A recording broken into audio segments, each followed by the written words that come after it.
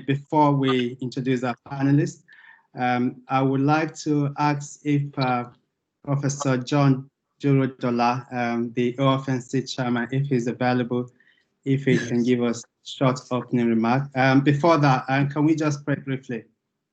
Our Father, we thank you for this time. As we discuss, we rub minds together. We pray that what you want us to learn at this event, we pray that you reveal it to us, and that whatever lessons that we learn, you will give us the grace to be able to put them in practice. Thank you because you'll be here. You say wherever two or three are gathered in your name, you're there with them. We pray that this presence of the Holy Spirit will coordinate everything. And we pray that the event will go well. There will be no technical hitch, and things will just go smoothly. In Jesus' name we pray. Amen. Amen. Amen. If, Right. Yes, I have a pleasure of welcoming Professor John Jurodola to give us a short opening remark, and then we can kick that. Okay, thank you. Good evening, everybody. Thank you for having me. I would like to welcome everyone to this Careers Development event, which is organized by the OFNC, as you already know. It's under our Back to the Roots initiative, and I'll tell us why it is Back to the Roots. This event, I believe, can make a difference through what will be shared with us tonight, and hopefully through long-term contact that we pick with the OFNC. I wish the event were actually face-to-face so that participants can share contact as well. But we all understand why it is not. OFNC is a charity and also a company limited by guarantee.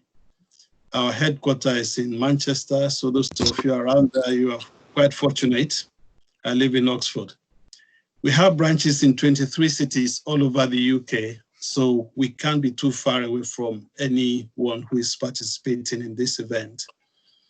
The aim of the OFNC is advancement of the Christian faith, and particularly relief of persons in conditions of need, hardship, or distress.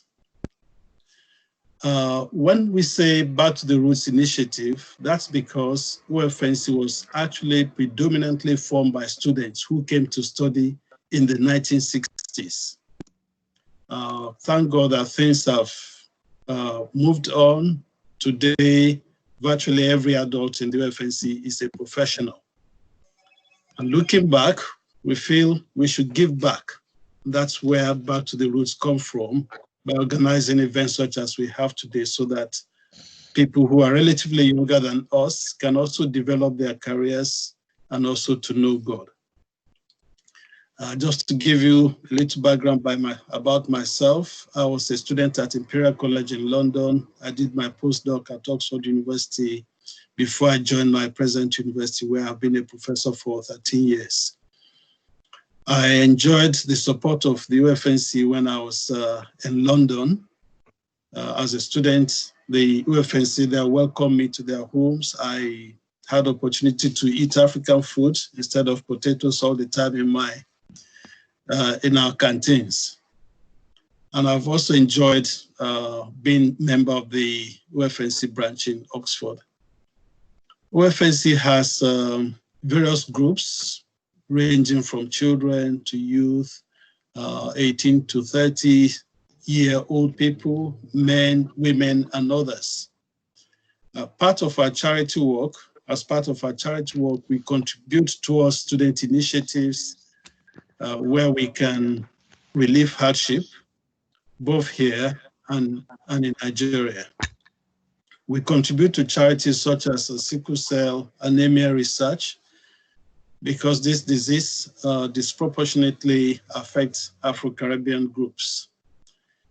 We're also grateful to God that through our charity work, we were able to build a 50-bed hostel accommodation for internally displaced people in Nigeria. So we're doing a lot in the area of charities within our means. I really hope that you enjoy the event tonight. You will learn from it. And please make contact with Professor Bamidele Adebisi, Dr. Ife Akintunde, Dr. Gbenga Modimu. They are all highly motivated people who want to see other people develop and thrive professionally. So once again, I say, have a good time and thank you for having me. Thank you. Thank you so very much, Professor. Right, so we just delve into the main program.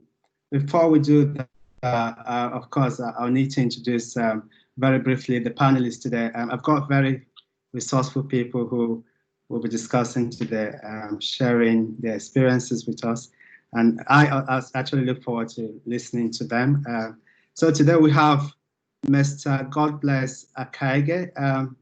Dr. Akaige is a PhD candidate at the University of Sheffield. So I'll call you Dr. Akaige because I believe hopefully by soon you'll get your PhD. So the second panelist will be Dr. Ifeoluwa Akintunde, who is the Chief Executive Officer of IOA Consult. He was the immediate past Publicity Secretary of the OFNC.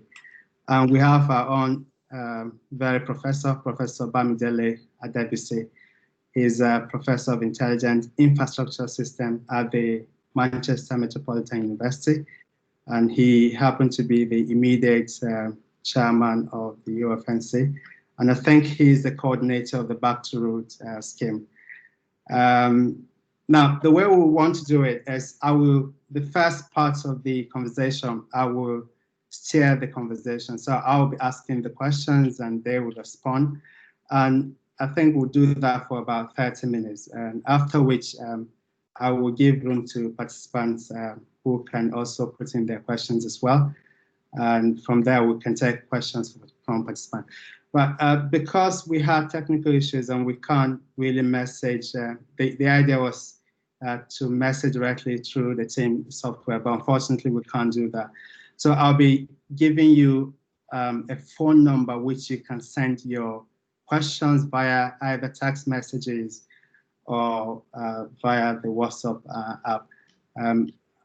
I'll probably, within about 25 minutes into the conversation or into the discussion, I'll announce the number and then you can start sending your questions. Please, if you're sending the question, please do mention your name. If you also don't mind, you can mention the location where you're sending the message or the questions from. Not your address, obviously, your location, London, Manchester, wherever. And if possible, you can identify whether you're a student or a young professional and possibly what you do. Right. So, right, we can start. Welcome to the participants. Welcome here, and I'm looking forward to having a very useful conversation with you. Many people, I'm sure, they probably don't know you that well, and they will probably appreciate to know you to kind of have an understanding of the resource people that we have here, and I will give you opportunity to briefly introduce yourself. So you tell us about first the motive, what inspired you to move to the UK, and also tell us about your career path, where you started from, and where you are now, the journey. So I'll give you each 1 minute to briefly tell us about yourself. Can I start with God bless Akingege, please? Thank you so much. So I'm a PhD student at the Institute of Work Psychology at Sheffield University Management School. And before coming to the UK for my PhD, I did my first degree in business administration at Lagos State University, and I had a Master's of Science degree from the University of Lagos, and I did my Master's in organizational behavior. So I believe what has propelled me to be here is my vision and passion for academics. wasn't something I wanted to accept at that time. But when I kept praying about it, I knew it was the right thing for me to do. And I kept persevering and pressing in to be able to get a scholarship to come to the UK. And I've been here since 2018. Thank you so much. Thank you. God bless. Can I ask Dr. Akintunde, please, can you introduce yourself briefly? If you can tell us more about yourself. And I'll be particularly interested in your organization, IOE Consults, please. Cool. Yeah. I I share something with God bless in that we went to the same university at some level. I did my undergraduate at the University of Lagos. Great appetite for all of us. And then from there, I did a law degree, and law is a very interesting course. I did quite well, but I was always being told that I would have to read all the days of my life. I think I found that problematic, not because I'm lazy, but because as a visually impaired person, I think the prospects of reading when there weren't that many books available in Lagos kind of scared me out of law. But fortunately, I'd always been interested in international news and things like that.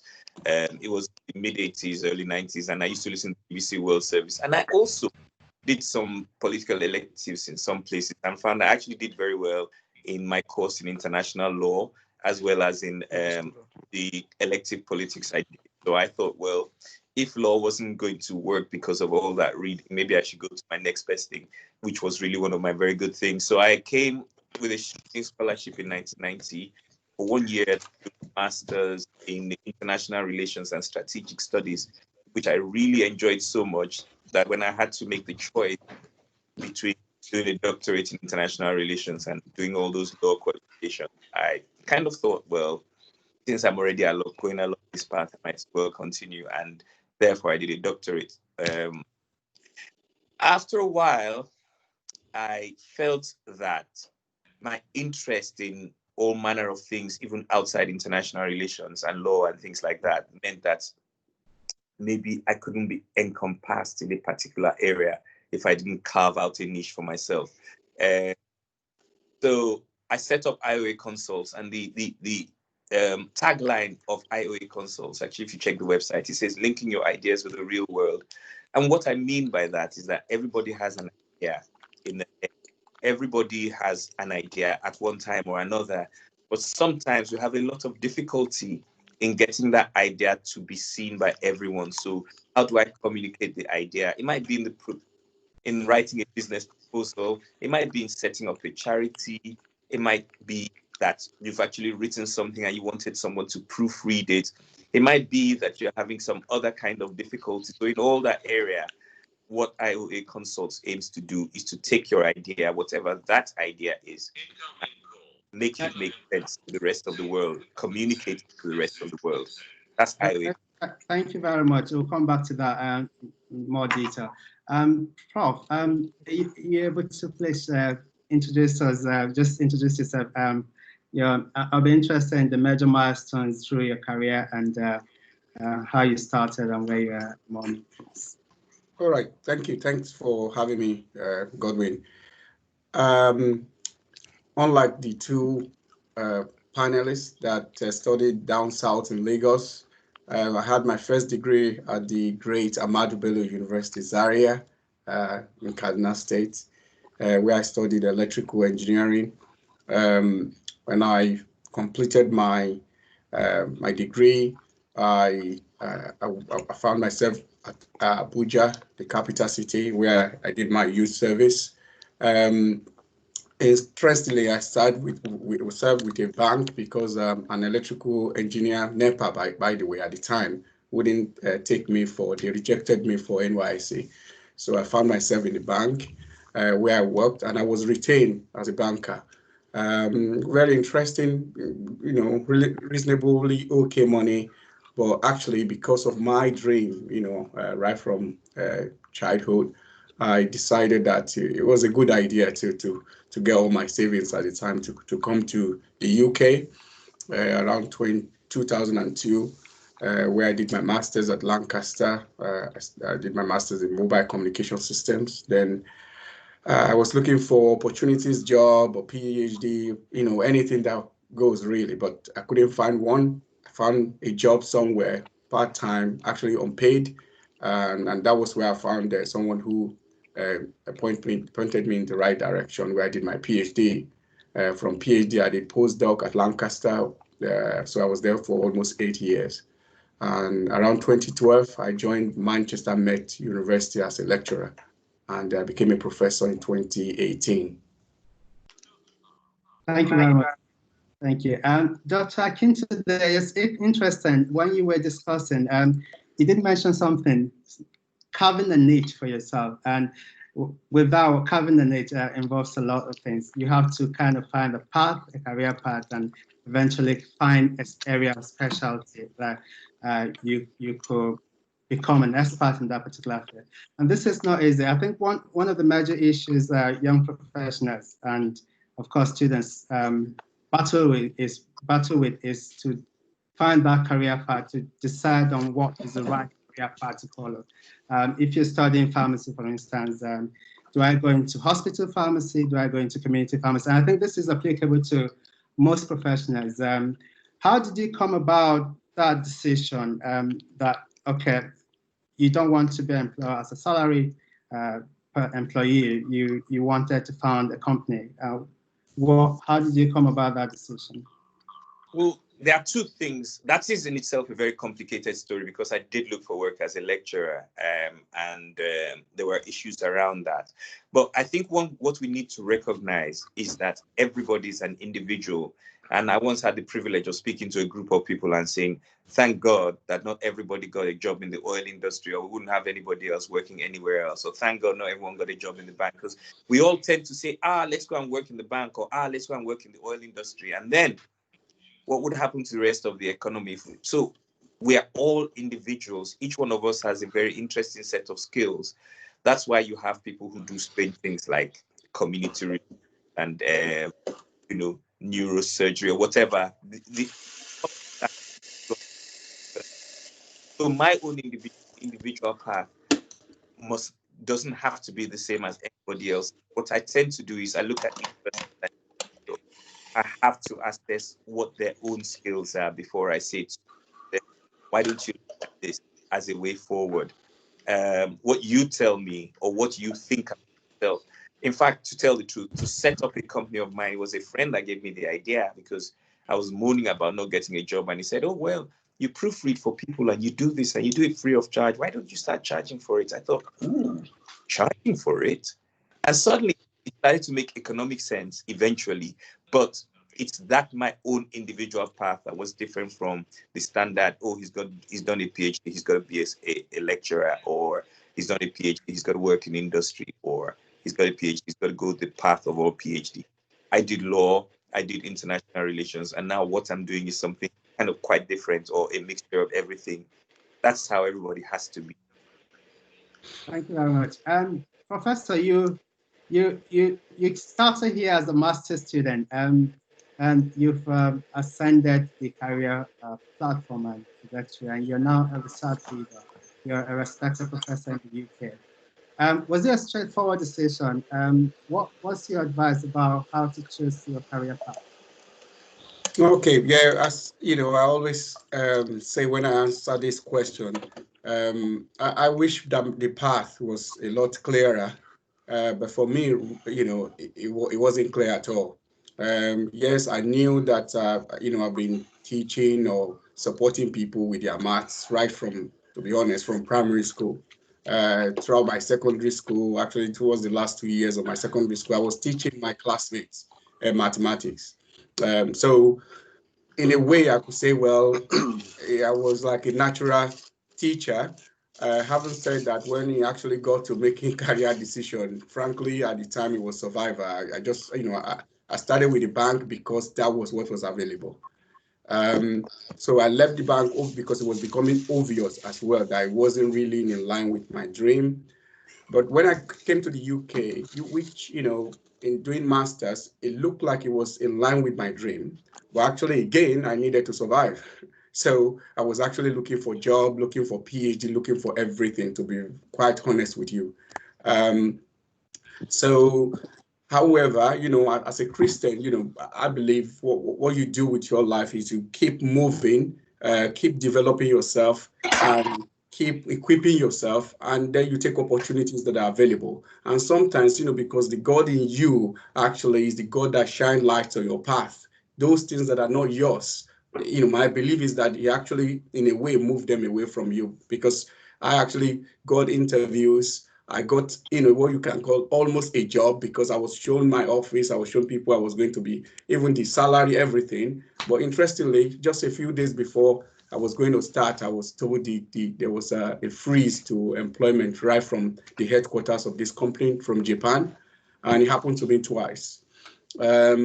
So, you know, it was devastating at the time because I thought I was getting this great job. Eventually, I settled for a zero-paid job for about 3 months because the experience I was going to get in the job. But like I said earlier on, that company happened to be owned by a professor.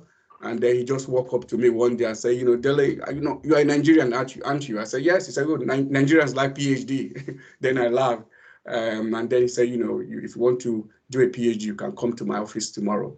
And that was how I got my PhD grant support, and I worked with him. So really, in terms of whether it was a very straightforward decision, yes, I can tell you now that I seem to have ended up in what I thank God, it's really my dream.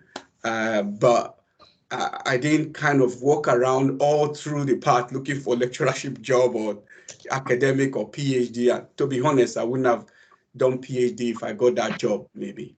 But thank God I'm where I am. So, and I think the point I'm trying to make there is that really, once you keep on moving, keep on building yourself, because actually opportunities are all around, and some of them they are there when you have the skills, and at the right time, you will get something that matches your skill. Thank you very much. I will come back to that shortly. We'll probably discuss more about CV and probably how to write a good proposal. But let's talk to the student. God bless. You came here as an international student. You started from a PhD, right? Am I correct? Right. I was an international student at some point as well. And I think one of the major issues I faced when I came here was the different mode of assessment. I did undergraduate in Nigeria, and when I came here, I found that most of the assessments were written essays and proposal, theses, which was quite different to what I was used to. How did you find this as an international student, and how did you manage to become proficient in writing essays, something you were not used to? Thank you.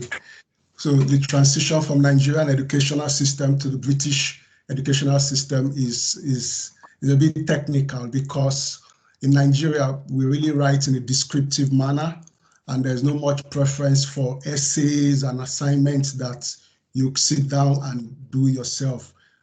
A few times you have group assignments, one person volunteers to do it on behalf of the group and submit. So the training is not really there. And again, from Nigerian educational system, they do more of cramming and pouring. So the lecturers will say, give me what I gave you, just cram the textbook. But here in England, what you do is critical thinking, sentence construction, essay writing, reflective thinking, and argumentation. So you have to pretty much master the literature and do a critical review of the literature, reflect on these things, and write in your own words. So having that understanding is important, so you avoid things like plagiarism. Again, if you did your first degree here or your master's in the UK, it's a bit easier for somebody that is just coming straight up for PhD. But even at that, coming in here for your master's, you still have to learn, you still have to understand the system and how to write, because you probably don't have that training if you did your first degree in Nigeria. So that's just the fundamental difference. The fact that here is about critical thinking and writing, but in Nigeria it's more of descriptive writing. So you talked about plagiarism, and I'm quite interested because it's something that most international students struggle with, obviously, and sometimes it can be very scary. Are there ways you can avoid this as Thank you. international student? Thank you. So in the UK here, I'm aware that most universities already have a plagiarism software that they allow the students to submit their work through that Turnitin. But I remember in Nigeria, no, University of Lagos, I finished my master's, they don't have it. So you just write and submit. And what students do there is pretty much to just get a literature, drag the first or two paragraphs, pour it, and just frame from there. So you don't write to change words. So how to avoid it is to use your own words and then acknowledge the source from where you are getting the writing from. And there's a difference between primary references and secondary references. Students use a lot of secondary references, which means that if they get an article, the citations in the article are the things they cite, but they don't remember to cite the main authors of that article they are reading from. So having this understanding and how to write in your own words, paraphrase, and cite the authors appropriately is very important. Otherwise, one can get into trouble. Thank you. Professor, you deal with a lot of international students, and I'm sure most universities will have schemes to support international students, especially with regards to mentoring and training them how to write. And I know some universities have tutor student schemes where, as an international student, how can I maximize this tutor student scheme system in university? Right. I think yes, you're right. If you hear either for undergraduate or postgraduates, I think the first thing really is to just be aware of the fact you're paying this huge amount of money. It's a lot of money. Therefore, the people here, they've put things in place to support you. In my university, for example, we have personal tutor, people that you have one-to-one kind of relationship with people. You can walk into the office, you can book appointment to talk to them about anything really. That's why in fact, they call it pastoral kind of scheme to support you. Another thing you can do is befriend past students, people who, if you're an undergraduate student, it might be good to befriend someone who is in second year, so that they give you idea of, things that didn't go well, for them the year before, and how you can avoid that. We have what is known as student hub in my university. I'm sure it might be called different thing at different university, but it's basically a unit within the university where you can make either a phone call, send an email, and you can ask any question about whether software or hardware or how you are going through challenges, mental illness, any struggle that you have, there's always someone you can speak to. So then you also have societies. So I believe some universities even have Nigerian society. Where you don't have Nigerian one, you will have African Caribbean society. There will be Christian Union. There will be one way or the other, because what is good to be in these communities is that they may not have the answer, but they might be able to signpost you to where you can find solutions to your problem. Don't mind, I think I'll add something to that actually. Yes. That is that because these things are in place, the universities actually expect you to use them. So it's not actually an excuse when you're in a difficulty to say, well, I wasn't aware that they're in place. They've got handbooks, they've got. So the first thing is, if there is actually gets into any trouble, try and explore ways of. Sometimes I've had to intervene in situations, and what I found out was that the person who was in trouble actually kept quiet about it and didn't tell anyone until it got completely out of hand. So at the very stage where it begins, if you can at least speak to a tutor who would say, this is what you need to do, that would help. And that would be the process of signposting. Because if it's not signposted, if it happens, the trouble doesn't stop. And ultimately, I didn't know. Thank you very much. Please, can I ask all participants to mute themselves if you're not part of the panel?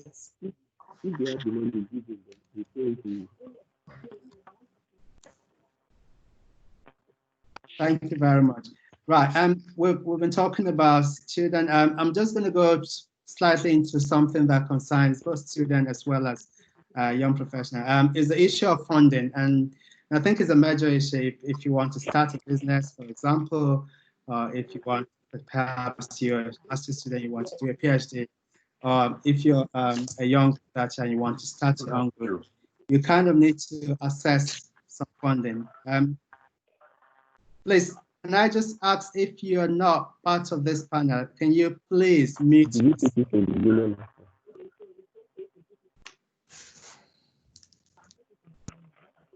Thank you.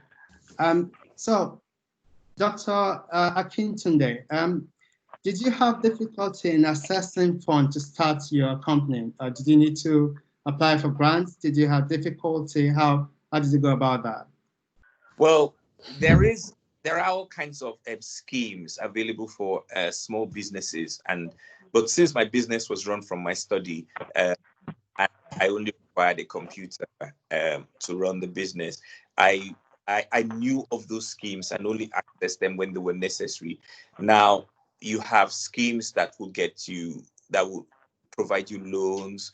You have businesses and schemes that will provide you grants. But more interestingly, the government has tax rebates for new businesses so that you don't have to pay your full tax for the first kind of 2 or 3 years of the business. So there is a huge encouragement to join businesses, and there are mentorship schemes. When I set up my company, it was called Business Link, but I think Business Link was closed down and replaced with something else. So they're regional mentors, and their role is to assist you and set targets. And sometimes it's kind of hard work because, you know, they are on top of you and saying, you've got to do this and you've got to do this. And it does take some time and some administration to perform, but they're there to assist you. And if the person who's assisting you is working right, they will actually signpost you to where the government loans are. The banks also have loans for new businesses, but then it depends on what your business is. If your business is like mine, where you sit down and you offer people services, maybe you don't need very much running costs. If you're developing a service or a product where you need costs, then again, banks also offer great deals for you have the right business account. So there are schemes, but as I always say, these are all individual things. First, you need to know what you're trying to do. Then you need to know how much it's going to cost, whether you have it, and then you need to know what's available. But there are general things like tax reliefs and tax rebates, but loans and grants depend on what you're trying to do and what proposal you put forward to the granting or lending body. Thank you very much. God bless, and Prof, I'll come back to you. Can I just give a quick announcement? In the next 5-10 minutes, hopefully I should be taking questions from participants, and I will give out a number now, I'll call out a number, and if you can write down the number, and if you have any question that you want one of the panelists to address, please send the question to that particular number. So it's 07710 547787. I'll say it again, 07710 547787. Yeah, so I'll give this announcement hopefully in another 5 minutes, and in case you missed the number. Right, God bless. International prospective PhD students, especially if coming from abroad. Of course, the tuition fees as international students is huge, and you will kind of need some kind of funding and support to be able to pull through. Are there funding schemes available that international students or applicants can explore to support them, their studies? You can talk about the funding that are available from the home government or Nigeria, and also funding that you can access from the UK. Thank you. So from Nigerian government, we have a few scholarship boards like PTDF, Petroleum Development Trust Fund, then the TET Fund, usually for lecturers in the Nigerian universities that apply for it. And then a few others like the Niger Delta Development Commission.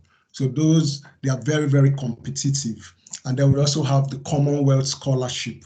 So you have to make your application, and they prefer that you already have secured a PhD position, and then you use the PhD offer letter and other documents to apply for these scholarships. But they are very, very competitive if you are in Nigeria. And sometimes you see that maybe they are not quite transparent. So, and the best option is also to look at international scholarships, where the competition is also high.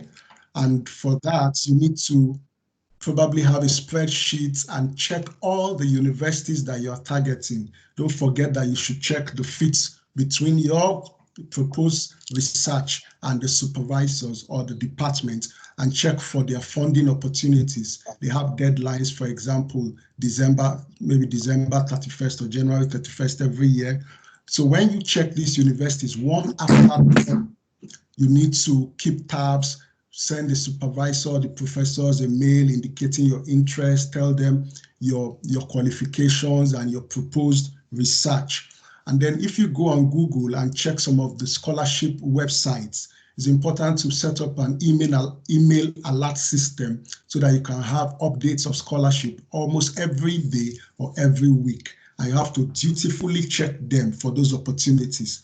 For example, scholarshippositions.com, enomics.com, jobs@ac.uk, savethestudent.org, topuniversities.com. So there are various websites that you can just go and set up an email alert system. You get scholarship adverts every day or every week. Looking for a scholarship is a job in itself. So you have to be committed to that process and keep applying. I remember that I made at least 60 PhD applications before I got the scholarship to be here. So that's pretty much how it works. Thank you. Thank you very much. From what you're saying, it sounds to be a very competitive scheme. And obviously, if you're applying for grants to start your business, you have to also compete. You have to come up with a very impressive CV. You have to write a brilliant proposal. Prof, do you want to share with us?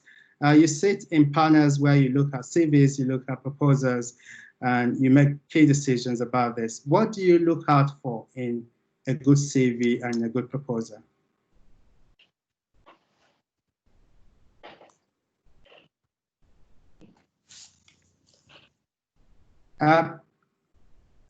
Prof, we can't hear you. Oh, sorry. The first thing we look out for is the fact that if you actually understand the call.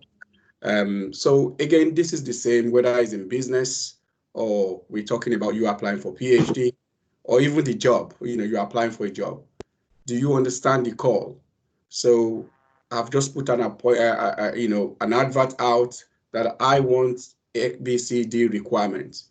The last thing you really want to do is to try to change my requirement to your requirement, meaning you don't want to be telling me this is what you should be thinking. You need to think the way I am thinking. I think that's really the fundamental. So make sure you understand what the panel or the call is all about. So that's number one. Number two is that just bear in mind that this is competitive. I think God bless has really emphasized this quite a lot. And it's good to put it in context. The context I would like to paint is this.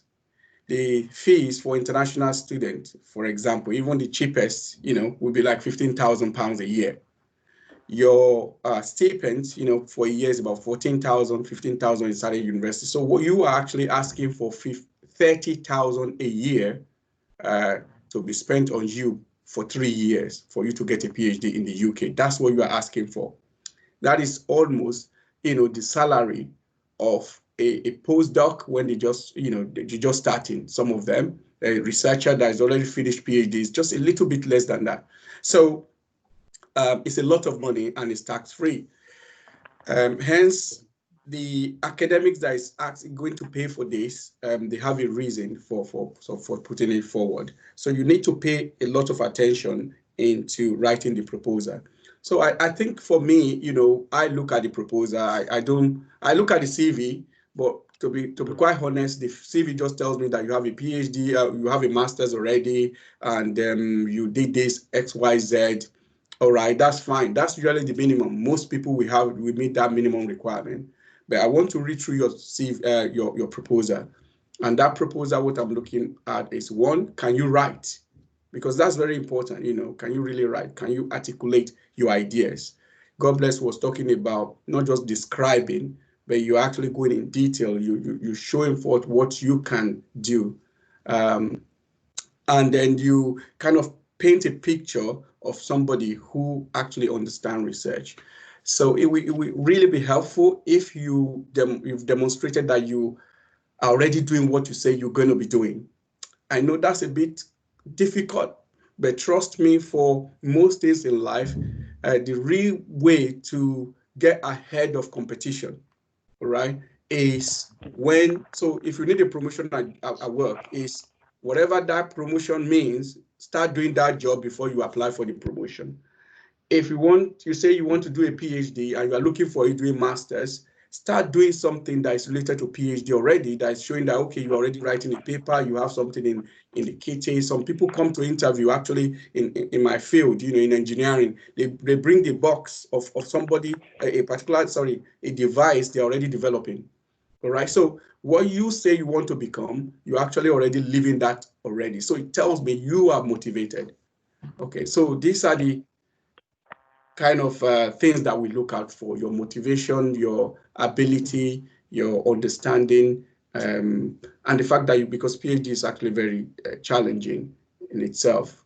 But this also applies to jobs. So if somebody is coming for interview, we look at the same thing. Thank you, Prof. Can I just also reiterate again, if you have any question and you want to one of the panelists to address the question. I've got one question already, but if you can send the question through now, the number is 07710 547787. 07710 547787. Please keep your questions coming. Right. Dr. Akintunde, are you there? I'm here, yeah. Thank you very much. Right, you support a lot of students in writing proposal and writing essays and probably drafting CVs. Do you have anything to add to what Prof has just articulated, as rightly articulated? Well, yeah, writing is an interesting thing. Writing is the communication of your ideas. And the way I put it is, communication is two ways. So what someone says may sometimes be different from what is heard by the other person. So you really want to say what the other person is hearing. And in a little write-up I did, I said, well, actually, I paraphrased from someone else. And what you're supposed to do, what I'm supposed to do as the reader, is not to determine what you wanted to say, but the meaning of what you have said. So I'm not trying to help you think your thoughts. I'm trying to say, what have you thought and what do those thoughts mean? Now, if you look at, in terms of writing skills, I can talk a little bit about writing skills and about research and all those things that God Bless has just said. For example, even your proposal has to demonstrate critical thinking. And if I ask you a question, like Professor just said, he talked about a question and knowing the core. Inside that question, there are other questions. So even if I ask you a very simple question like, let's think of an example. Does the sun shine in May? In that question are several presumptions already. One presumption, for example, is that the sun shines. What if it's a cloudy day? And another presumption, obviously, is why have you chosen May as a month to ask whether the sun shines? So in the question, does the sun shine in May, and many, many other little questions. If you're talking about communication, for example, which Professor Adebisi has just talked about, even your sentence arrangement, sometimes sentences are very wordy and they get boring. If you're writing an essay and they say 3,000 word essay, an essay is 4,500 words because written a lot of wordy sentences, some unnecessary words. I could just pick up a sentence, for example, and say, my name is Ife and I came to give a talk this evening. And that sentence is too long. if I said I came to give a talk this evening, what if I said I'm giving a talk this evening? I've cut 2 or 3 words already from that sentence, and I've said exactly the same thing. Even I've said exactly the same thing, if I remove exactly from that sentence, I've said the same thing. Is there a difference? And so sometimes we use too many words, we bore people with what they read, and they don't actually have time to see the meat of what we're actually trying to express, which is very important, because that's what people like Professor Adebisi are considering. And that's what examiners are also considering. That's what your reader is considering when they're reading your work. Thank you very much. I've got a question from a participant here. I don't have the name of the participant, but I'll just read out the question. And I think Professor Adebisi will probably do justice to this question. Can you please advise how COVID-19 might impact funding and access to applicants to courses? So And access to? So it's talking about how does this affect applicants' funding? So it's people applying for PhDs and to get funding, and how does the I think affect availability of courses, if I interpret it correctly. So funding and probably availability of courses that applicants can, or prospective applicants, or PhD students or masters or undergraduate potentially can. Yeah, yes. If you want to share some light on that. So COVID is an interesting one. We thought Brexit was a big deal, before, and it makes Brexit just looks like a child play. So it's a serious business. Obviously, it's not just affecting the educational sector.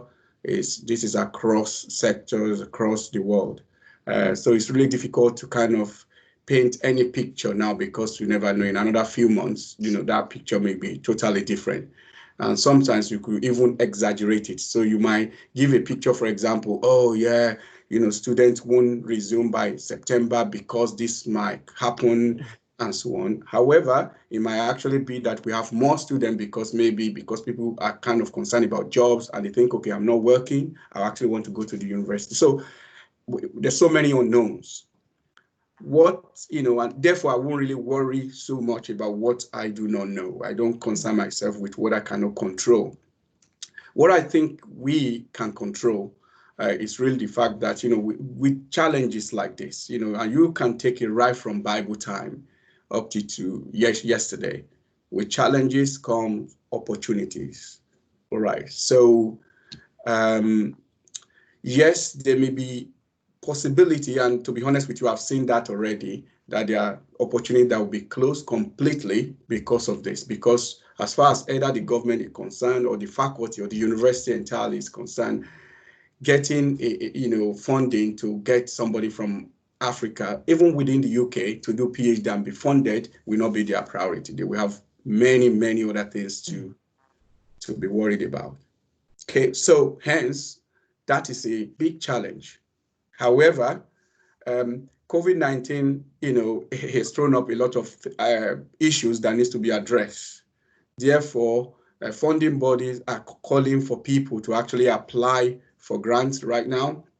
And the grant that used to take about 3 months, even 6 months sometimes before they give you feedback, they are prepared to give you feedback within 2 or 3 weeks. Okay, so, and money that could do with so much condition in the past, they've kind of changed the condition in such a way that it makes it easier for people with great ideas to be able to apply and get grants. So with such grants, they need people to deliver the grants.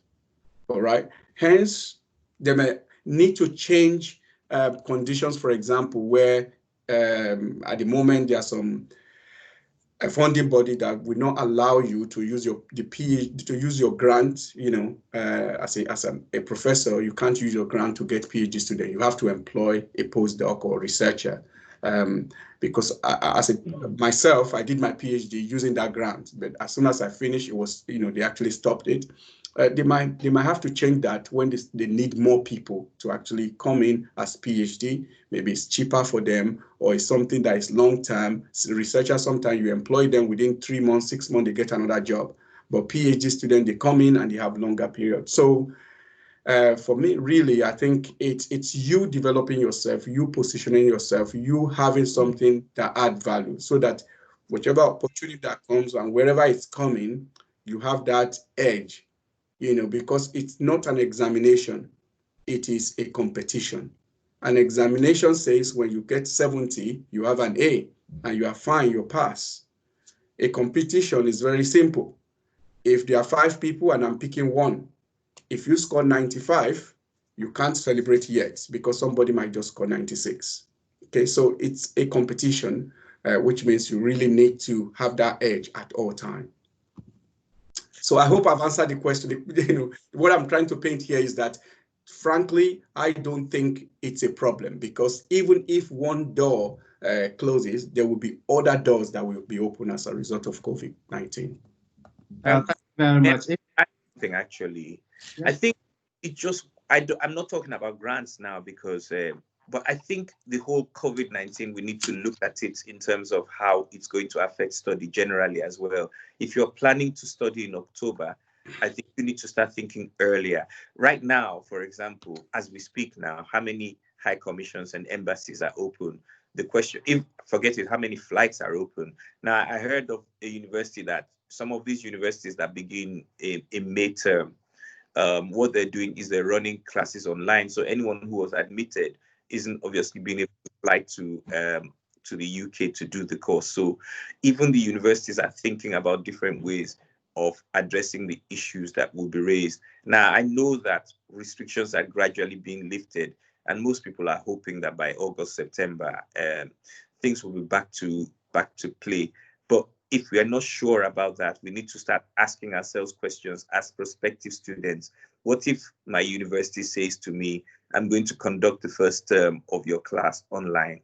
Am I ready to do that from whichever country I am in at the moment? Have I got the things in place? Because, the UK universities expect their students to have those things in place.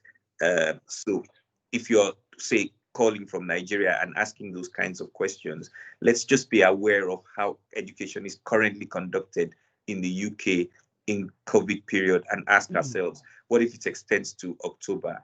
Will we be able to cope? And that means preparing yourself for that kind of scenario wherever you are. Yeah, just to add to that, with regards to applying for particularly PhD funding or perhaps master's funding, a number of these schemes, they plan way ahead. So the planning for this year, I'm sure funding has been made available already. So I particularly don't think there will be a huge limitation to the funding available for this year. Perhaps if this goes for longer time, and then potentially can affect funding for next couple of years. And I think from what I gather from the university I work for is a number of the research council have also extended funding for a period of 6 months just to counter the effects of COVID. And so I would encourage anyone who wants to apply for funding to apply. I don't particularly see availability of funding for this particular section. So if you have thoughts of applying for a PhD or applying for a funded master position, go ahead and look for those opportunities and apply. I've got a question here for Dr. Akin today, and I've got just 1 second. So this question comes from Opeoluwa Akinola from the University of Leeds. And I think Dr. Akintunde should be able to answer this. Can an international student start a business? Can an international student start a business? Yeah. That's an immigration question. And immigration rules are constantly changing. The last time I checked, there is a difference between a student visa and an employment visa. But an entrepreneurship visa is something completely different, and you would need to have that to set up a business. So I would recommend, I think EU rules are actually being lifted again because of the EU. Things change very, very rapidly, but at the moment, I don't think an international student can start a business, but that can change. Thank you very much. And I think there's a question relating to that as well. If you probably combine them and just answer. This question, I don't have a name here, so so it's from Dami, and Dami is sending this question from Nigeria. And he or she wants to know, could you please advise concerning relocating to the UK through the proposed point-based system?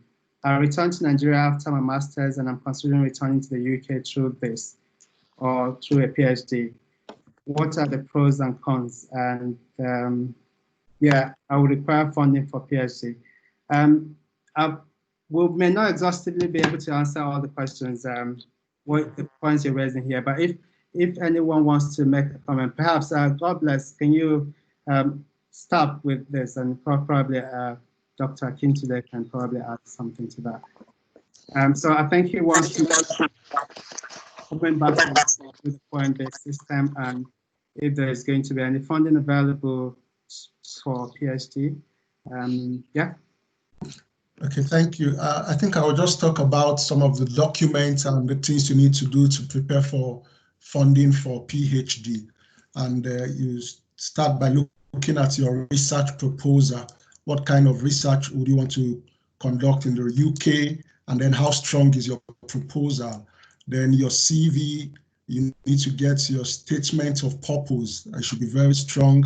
Then you need to get recommendation letters from 2 or 3 professors that have taught you or supervised you in the past.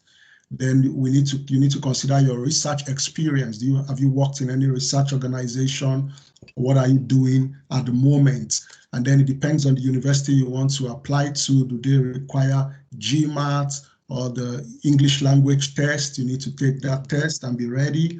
And then they consider your academic excellence. Did you finish with a first class or a distinction graded master's? How strong is your academic background? So these are things that you need to start positioning yourself so you can apply, and then you need to search all the universities you're interested in and look for the professors that can be your potential supervisors, that you can send them email and say, this is my research proposal and I'm interested in applying to your university to be under your supervision, and get feedback from them. So those are steps you can take to return back to the UK. Thank you. Thank you. Does anyone have anything to add very briefly? Maybe under a minute. The question is actually very long, and I think this gentleman is asking about relocating for various purposes. So I suspect God bless has dealt with being a student. If you want to apply as there are other ways, of course, as an entrepreneur, you've got to have loads of money in your account to apply as an entrepreneur, and you've got to have an idea anyway. You could apply as a worker, and in that case, there are some skills that are required in the UK, and that skill set is growing as a result of the UK leaving the EU. But those methods are very complicated, and honestly, as I said earlier on, advice is individual. So decide which route you want to go to. In fact, decide what is the best thing for you. And so if it's being a student, you know what to do. If it's being a worker, find out if the position you're trying to apply for is even considered as a valuable skill in the UK. If it's not, you're going to have a lot more trouble. Or if somebody wants to employ you. So those are huge hurdles to cross if you're thinking about relocating to the UK. It generally sounds easy when they talk about relocating until you start asking the questions, what do I have to do? And then that's when you find that they're different. One of the things they do here is we plan in advance. So you don't get up tomorrow and say, I'm planning to relocate. It's about planning it in advance. And sometimes that takes months or even years. Thank you very much. While you're still there, I've got a question from Mary, and she's sending this from Manchester. She said, I have a skill for writing and proofreading, but I do not know of a career or a job where I can do this. And she wants to know, I would love an opportunity to utilize these skills every day. How can I work in this? And are there any volunteer opportunities? What can I do? So yeah, I think Dr. Akintunde, probably you should respond to that. Yeah, well, proofreading is actually quite, I love proofreading because it's taught all kinds of things. I proofread works from all manner of departments, and it's brought to me how knowledge is kind of fluid in a way. And sometimes what I've learned in law has proved useful in politics, or what I've learned in sociology has proved. It's actually quite an interesting thing. I think if you go around your university, you see flyers about proofreaders. You might want to try that. You might want to set yourself up as a proofreader, in which case you probably need a mentor for a few years just to make sure you know what you're doing and you're doing it right. But if you're already good at it, I don't see any reason why you cannot first start by looking at your friend's work. Because you see, in this country, one of the things we do well is when you've written an essay, you are allowed to actually show it to someone else to read. Unlike, I think in Nigeria, that kind of thing was frowned upon. But if your friend looks at your essay, it's not a crime so long as that friend doesn't copy it.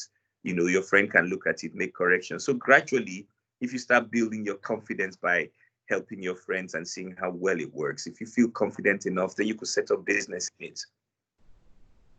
Or if you'd like, I mean, the discussion is one that's easier taken offline, to tell the truth. So if you send an email to OFNC and somebody might respond to you, and we could carry on the discussion from there. Well, so I have another question.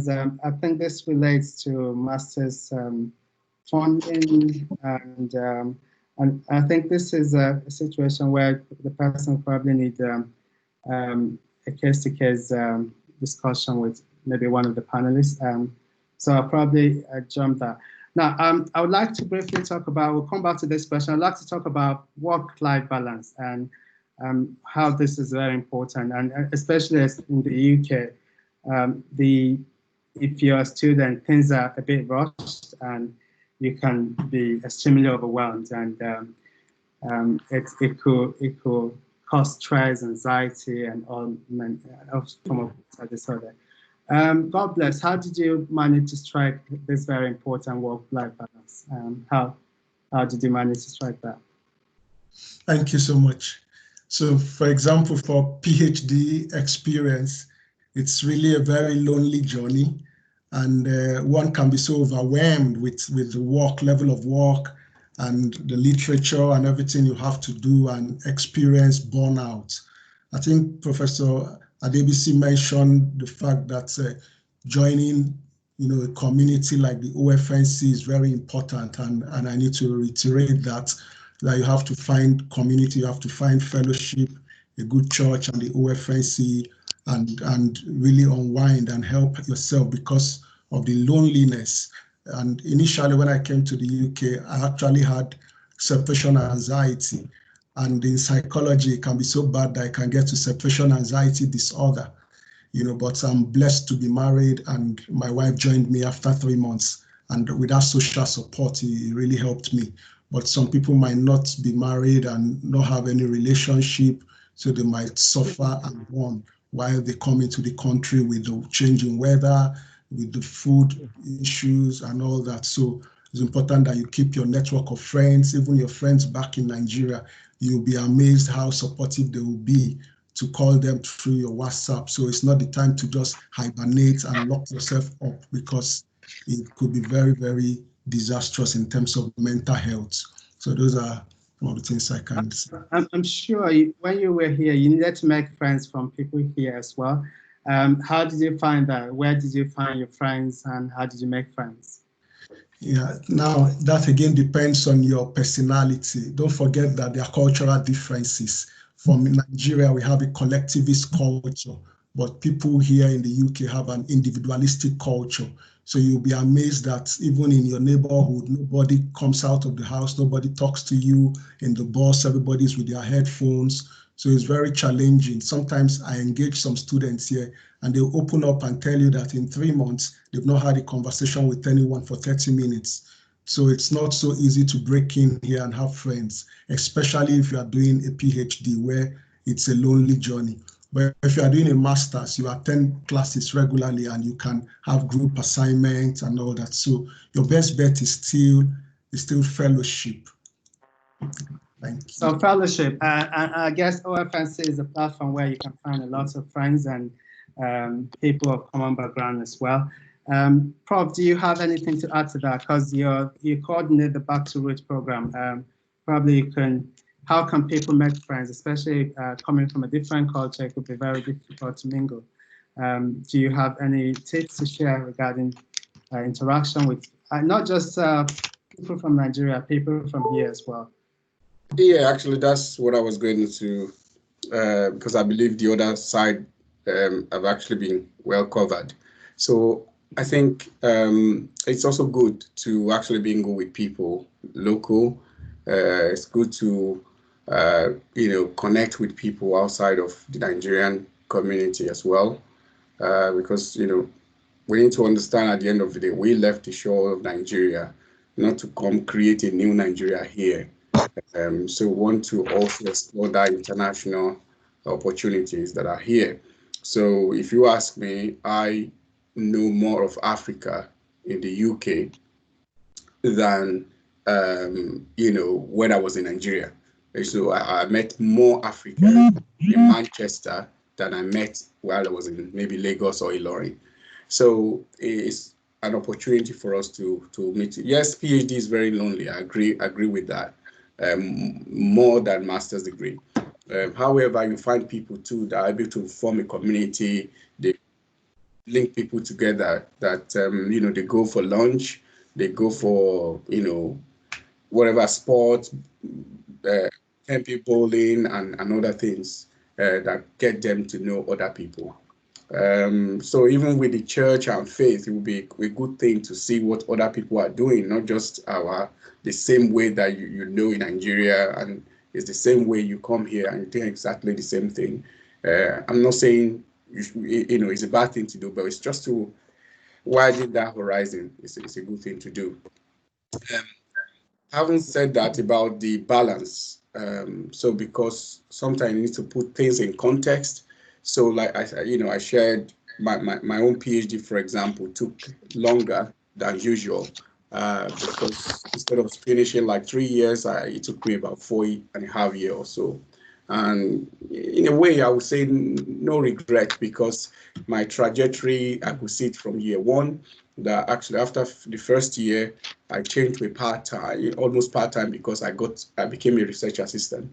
And I was involved in maybe proposal writing, in other activities that are a bit outside of the typical PhD activity, which I saw as something that is actually developing me as an academic.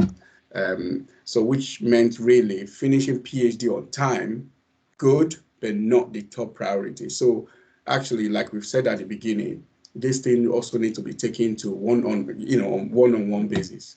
It depends on your circumstances, your situation. If you are married, of course, you need to balance that. And for some people, because you want to finish on time and do something, you might need to put a bit more extra hours. And you need to know yourself and be able to work at your pace without getting to a point where you are burnout, like God bless said earlier on. Thank you very much. When you were discussing about your career and the major milestone, how you transition from becoming a student to becoming a lecturer, you did mention about flexibility and looking out for opportunities and taking these opportunities. But I'm also sure you agree with me that sometimes you also have to project and plan carefully. I have a question here from, and I think it's coming from that context, from someone who's, I don't have the name. Please, what are the major value skills on demand in the UK now? And I'm sure the person's thinking will probably be the courses or the disciplines are on demand. It'd be good to study them so that after that I could potentially get employed. And Okay. what she wants to know, what are the major skills or skill set that are on demand in the UK at the moment? All right. So, well, maybe I can take that to start with. Actually, I've spoken with young people about this, even not people at looking for job, but even looking for a course to study at the university and so on. So I think, you could do a bit of a search. It's not too complicated. If you go to jobs.ac.uk, as been mentioned earlier on, or you go to phdjobs.co.uk,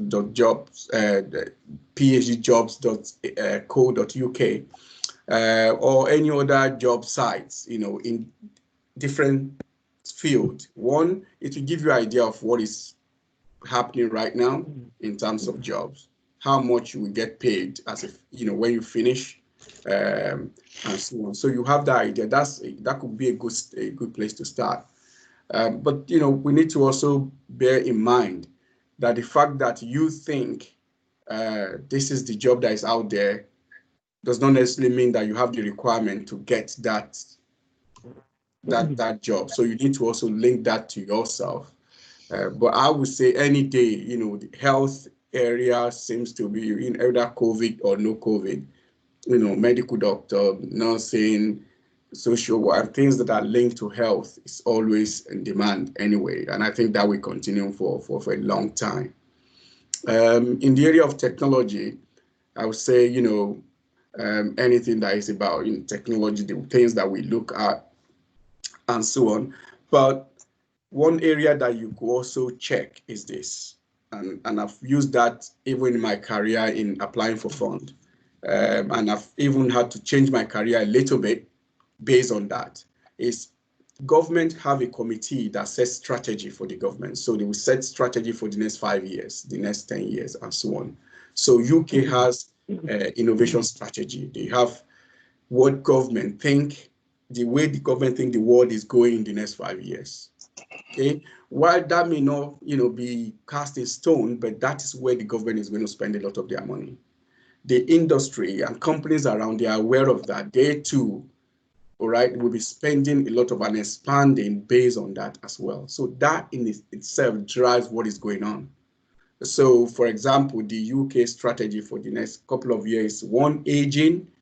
Aging means, we have aging population. How do you look after the old people? So any technology, any idea, any philosophy. So it doesn't have to be science. It could be art, whatever that you have that can help people, as people grow older. So there's AI, artificial intelligence, and machine learning, and data analytic. There's the area of genomics, how you use in medicine. And there are areas like that. So it's something you can Google. Just look at UK strategy. You will have that for the US. You have that for Nigeria, maybe. That drives innovation. It drives what is going to happen in the next 5 years. Therefore, it drives jobs as well. Thank you very much. And can I add something to that, actually? Yeah, sure, please. I think there's I have a problem with the question in the sense that, so are we asking what skills are in or what jobs are in? Now, if you're asking what skills are in, I can answer things like, well, you need to have good IT skills, good communication skills for whatever job you want to do. Now, in terms of asking what jobs are in, I then have to refer back to what Professor Adebisi said.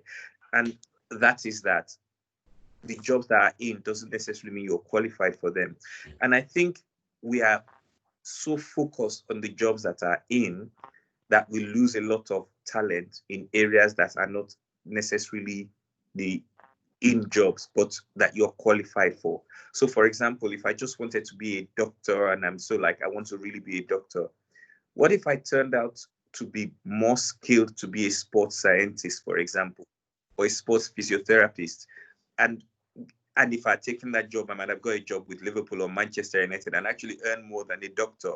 But because I was thinking, and it's medicine. Medicine is the in job. Medicine is where everybody's going. I take that job. So it's really about us looking at who we are. That's very important. And I believe that God made 8 billion people in this world, and each one of us is geared differently. I don't want us to think, let's do what's in. I want us to think, let's do what we're built to do. Absolutely. But I just want to add something to that. It's also important that we position ourselves well. Okay? Yeah. So actually, when you are well informed about all this strategy and so on, it helps you position yourself well. So I'll give you an example. So you may study statistics in university, and you are very good with mathematics, which means actually you're also very good with other things. Because you have this mathematical foundation, you can actually apply it in different ways, okay? Frankly, 3 months training online, you don't even need to pay for. You may easily repackage yourself as an AI expert, with a tilt towards one area that could earn you maybe double the salary of you selling yourself as a statistician, for example. So, and that is why sometimes it's good to know this field where all these things are going. So when I was doing I remember when I finished my master's, as I was looking for a job every day, something kept coming up every time I was searching. So it's called Symbian. So Symbian is an operating system for mobile phone at the time. It was owned by Nokia in 2003, 2003. It was owned by Nokia at the time. Big thing. So within 3-4 months, I realized, look, if I actually knew this Symbian, which is just another software, all right, I could have got a job maybe before, and I started learning it. Eventually I didn't need it, but actually that's what my wife ended up doing for quite a number of years because of that thing that I was able to pick. She just learned it for about 3 months, and then she got a job as a result of that. So there are skills that we have that when we actually know where the world is going, the business and sectors are going, we might actually be able to repackage ourselves well and be well positioned. Thank you. Just to add to that as well, I think the government annually publishes a shortage list, occupational profession in the shortage list, and that could be a quick guidance to what skills are available. So if you can look back in the last maybe 10 years, in the last 7, 6, 5 years, what profession, what skill set have always been reflected in that particular guidance. That could tell you what the possible skill set, and obviously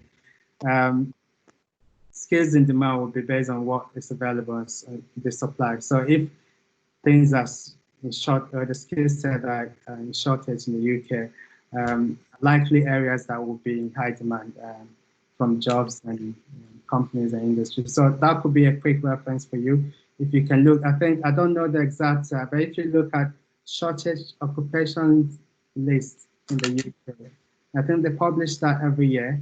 Yeah, they do. This is very important for international applicants as well, because there's you can easily get a visa sponsorship if your occupation is within the shortage list, and there's the subsidy in the visa application fee if your occupation is within that shortage occupation list. And so it will be helpful if you can have a look at that as well. Yep. Dr. Akintoye, you wanted to say something? No. I would just agree with you that, yeah, there is a shortage skill, and that shortage skill is used by immigration people to decide on whether you meet requirements for maybe a work permit. If you're there, you get more points in your work permit. Yes. So if you just Google it, it's really available online. Now, I think we'll just start wrapping up. I just have one section which will give us an opportunity to talk. Prof, I know you like to use the word hyper-productivity in terms of career hyper-productivity and stuff like that. I'll probably go from Prof to Dr. Akintoye and probably Dr. Akaige to kind of share some advice, some tips on how can you be successful in your career as a researcher, as a career young professional, as a student, as a self-employed. What are the tips? What are the skill set, or what do you need to be successful, or to be highly successful in your career? Probably give 2 minutes each, and if we can just stick to time, please. All right. Okay. For me, I think the first thing, a word that I like very much is a word it rolls around the tongue. It's called enthusiasm. I love that word because it's what takes you to places. If you're passionate about, like, if you ask me, I discovered this early on in my business. People would say, "What's your business about?" And I really wouldn't be able to tell them. And until I really developed a real enthusiasm to say, this is what it is. The more passion you have for the work you're doing, the more it can see you through difficult times. And you have to understand it. You have to like it enough. I mean, I could bore you, for example. I was saying to someone, when I was doing my PhD, I could bore you about my PhD subject just because I liked it so much. Not just because I read it so much. I mean, I read it in the books, but because I was doing international relations. I was listening to it on the news all the time, what I was studying. And I was watching out for news on Iraq, which was the subject area. And, whether it pertained to the subject or my research or not, I was just loving the subject. And the research, when it got difficult, that was what held me. Because no one who's done a PhD, and sometimes no one who's at work, will ever tell you there weren't times that they felt like quitting. I felt like quitting in my current job. But that passion for what am I trying to achieve is what's taking me on. Obviously, you have to know your subject and all those kinds of things as well. Thank you. Can I come to God bless, please? If you can just, what are the skills? What do you need to become a successful PhD student, or even a career person? What skill set do you need? Okay, thank you. I'll just add to what Dr. Akintunde has said. I believe that hard work is very, very important. Hard work will never betray you. You must put in the hours, you must put in the shift. I like the part of passion and enthusiasm, and you have to be determined and resilience to fight back against setback or any shock, because it's not going to come cheap, it's not going to be easy, and you must be persistent, you must be disciplined, and you must be consistent. Persistence will take you there, consistency will keep you there, and thankfulness will increase what is there. So I think these are important principles for success. Thank you very much. Prof, I'll come back to you. I know you have a lot to share. I want to be super productive. I want to be hyper productive. And I want to be successful in my career. What advice can you give me as a young professional and as a student as well?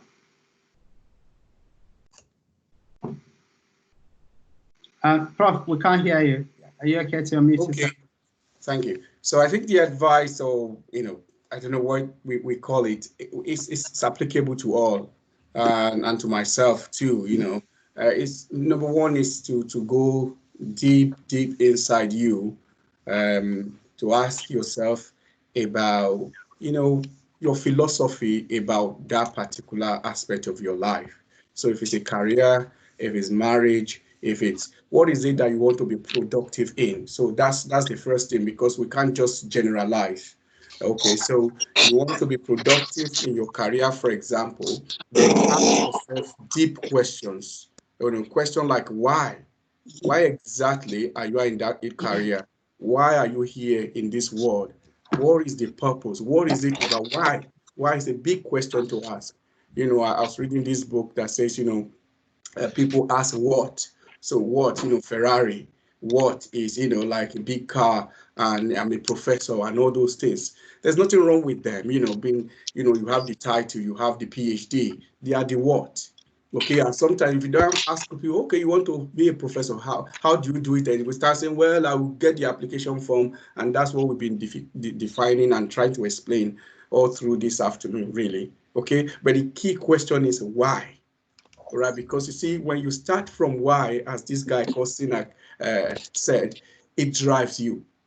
So, for example, just imagine if I say the reason why I would like to be successful or to be productive is I am here for a purpose and I'm here to make a difference. Just think about that. If I'm here, that anywhere, if in my head I created something that says wherever I am, people must know that someone is here and is making a major difference. That people see and say, wow, things like that. You will see that everything will change. And then that drives your how. So how am I going to do it then? And you see, you don't then need to worry too much about the what, because what will automatically come, because that will be the outcome of your how, your methodology. So as a young person, I would say, ask a very, very serious question of yourself. Don't let it come from your parent. Don't let it come from peer pressure and the community or whatever. Ask yourself fundamental question. Why do you want that success? Okay, why? You know, if you say it is because I want to shine the light of God, for example, as a Christian, that wherever I go, there must be, no matter how dark the place must be, there must be brightness, there must be light. There must be people saying, this guy is just different. This woman is different. You see that is, you know, even when you wave to the left, something will drive you back that well. Don't forget, it is not about the car. It's not about the, you know, bling bling. It's really about this. And then you come back to that why. And then you go back to the how and the what will come. So, and to really put all that in, you can encapsulate the whole of that in being proactive. Don't wait for things to come to you. Don't wait for even this question to come to you. Don't let people be asking you questions. What do you want to do? What are you doing next? Let it be you planning it ahead. Think about the end right from here. You know, you don't build a house, all right, and just go there and you put the roof on top and then you go. No, you actually have it on paper first. You know, you design it in your head, then you translate to a paper and so on before you get into building. So why is it that it sometimes in our life, it seems that we're actually getting the roof first. We are buying the roof before we actually start thinking. So be proactive, think about the end. And lastly, prioritize, you know, make sure that you have priorities in life. If you have priorities, that are things that we have to go, you know, to be honest, no one sit down and say, I want to be an expert at watching TV. I've never met anyone that says that. I've never met anyone that says, when you ask them, okay, what do you want to be tomorrow? I want to be the guy that when we are talking about what's going on Facebook, I am the best in the world. I've never met anyone. But actually, you then spend more time on Facebook than spend the time on the things that you say want to move you forward. All right. So this is not just young person. This is not old person. This is not even just somebody who think is already successful. Even someone who is successful now. Yeah. If you don't apply all these things, you will find out that you will plateau and you won't grow. So we need to be proactive. We need to ask deep questions. We need to prioritize. Thank you very much. I think we're struggling with time at the moment. I'll just probably give, we'll round up from here, but I will give Dr. Akintunde one last opportunity if he can share with us what support is available from OFNC in case people want to explore and need more support. What support is there? What support is available, and what support can OFNC give to early career professionals and students? Well, actually, OFNC can give all manner of supports. The first thing we need to realize is that just by the name, you know, the Overseas Fellowship of Nigerian Christians. So overseas, we look mostly at a lot of people that we deal with are international students. And let's take your university, for example. They'll give you great careers advice, but their careers advice will be tailored to UK-based people because they don't think of you as an international student, what your needs are. They don't think of your needs in your own. But we have experts in the OFNC who, in most of our cases, lived and grew up in Nigeria, and so understand not just the needs of studying in the UK as a student, but your needs when you return to Nigeria. But in addition to that, we have fellowship experts. One of the things I like to tell is one of the stories I'd like to tell is of a friend of mine who came into Lancaster and had a problem and was just sharing that problem with me. Unfortunately, I knew a doctor who could assist. So the fact is that there are OFNC is an excellent networking place where you can meet people who could assist you. In our student program, when we launched it in Lancaster, we were able to tell students from Nigeria the kinds of things like what kind of accommodation is like, you know, where you can go for maybe African shopping. Sometimes some branches even organize, I think assistance is mostly on a branch by branch basis, but there are national programs now. But some branches even organize things like, you know, pick up students, and we're planning to do that as well. Tell them what life is like, show them where shopping is, show them where accommodation is. Some even have stuff like pots and pans and bed sheets and stuff already available. So if we know where you're going to, if we know what branch you're in, the first thing we try to do is connect you with the branch.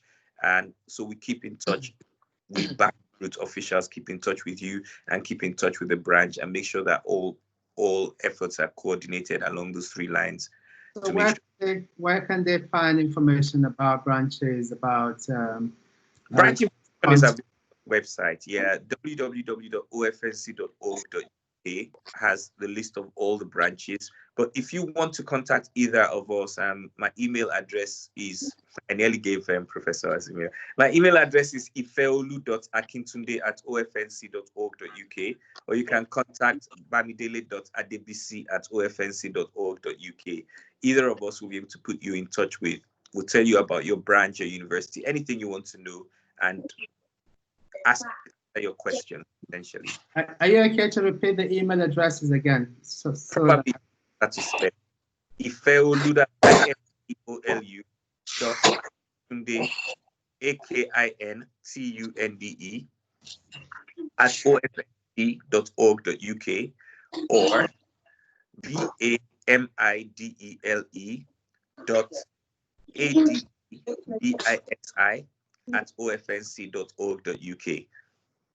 And are there future events that you probably want to make us aware? Probably we can plan to attend as well. Well, this is the first in the series. We're trying to have 3 first to see how it works. And we're taking advantage of the COVID-19 scenario where we can call the whole nation, even the whole world, to attend these kinds of meetings. The original plan, which was hampered by COVID, was to hold regional events. But, one man's disadvantage has become our advantage in that sense. So while COVID runs, we'll have regular events on Zoom. And if you keep in touch with us, I don't know how you found out this information. However you found the information, keep in touch with that system to find out about that are taking place, and you'll also find out joining instructions as well. We'd also like feedback, by the way, because that will help us to plan future events. Thank you very much. In case you missed Dr. Akintunde's email address, I've got an email address from the National Secretariat here. So it's info@ofnc.org.uk. Info,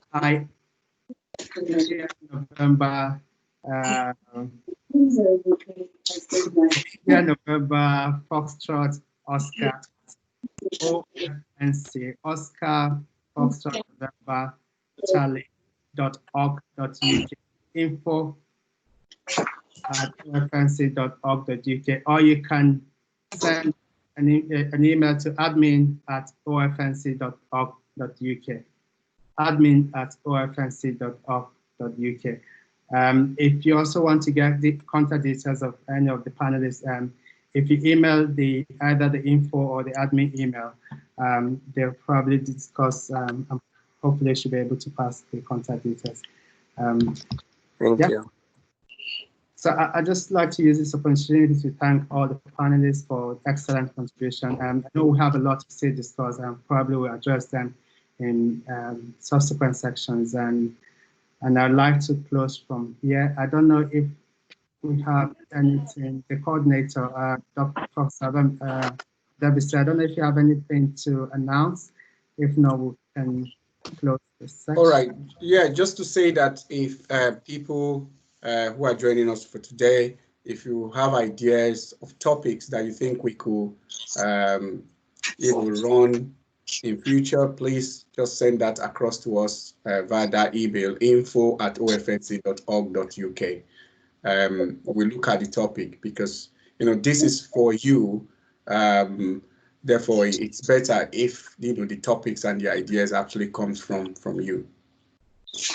Thank you so very much, and thanks to all our participants who joined from different parts of the UK and in Nigeria as well. I just want to thank you very much for your excellent contribution to the panelists, and thank you to the coordinator. Thank you, Dr. Godwin Aleko. Hello, sir. Please, can we get a recorded version of this program, please?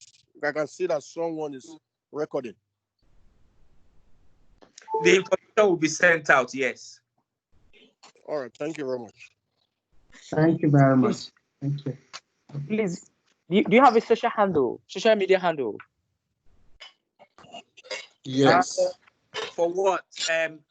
We have Facebook, which is at OFNC UK as Facebook. You can contact us that way. We have Twitter as well, and Instagram and other things. But OFNC UK, that's OFNC in small letters and then UK in large letters. Or is it the other way around? No, OFNC small letters and UK large letters. On Facebook, you reach us. Thank you. And the last time I checked, by the way, messages, we responded to messages within 24 hours. So don't worry. Just quickly, sir, Mr.